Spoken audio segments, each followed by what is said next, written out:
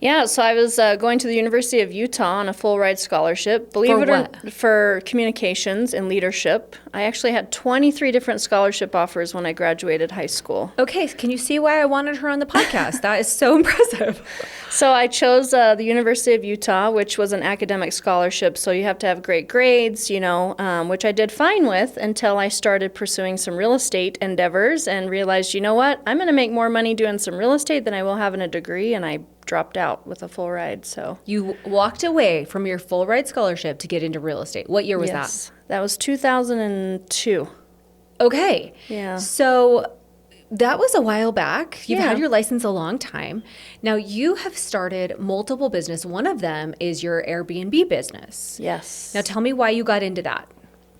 Well, I just couldn't be a landlord anymore. I have too much heart, I think, if that makes any sense. And why I say that is I had to evict my first tenant. I had 5 rentals and, did all the background checks and reference points and all that, thinking I've got a really good tenant in here.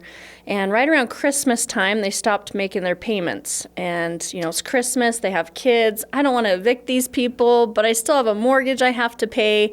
And so I let them stay all the way into March and still owing me money. And I just, again, it's not for the faint of heart. And so I said, you know what? I have to evict these people. And then once I got inside the house, it was about $7,000 to $8,000 in damages.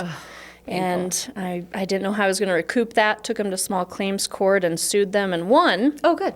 But then started to garnish their wages, and then they declared bankruptcy on me. So I didn't get anything at all.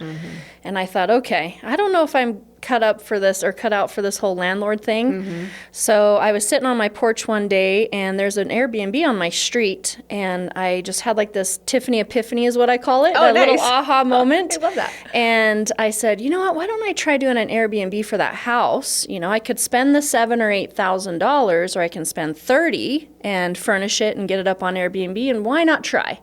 Worst thing that happens is I got to sell all the furniture and go back to renting it long term.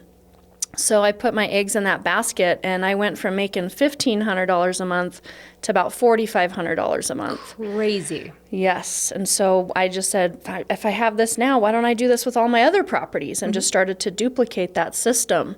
And friends and family were seeing the success and saying, oh my gosh, can you show me how to do this? I want to do that too. Yeah. Yeah. And it just kind of organically grew from there. I went on the news and started speaking about it, and that brought lots of clientele. And next thing you know, I'm the Queen B&B in Salt Lake City of Airbnbs. So. Well, and I was lucky enough to see you speak about it, and I was so impressed with what you have built, and you have built a flawless system for people to get into Airbnb. And so it takes a lot of their fears away. Not only have you done that, but then you also offer all these other things on top of it to help them go, okay, but where do I get the furniture? How do I stage it? How do I manage it? And you Yes. offer all of that on top of, here's my system of how to get an Airbnb that will be successful. You are like the one-stop shop for it.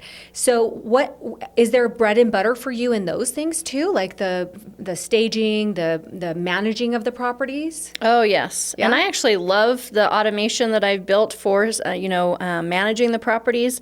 I love staging. It's just something that I've done, just kind of on the side, but I have a natural knack for it, believe it or not. And so You do. I've seen pictures and I'm like, oh, she's good.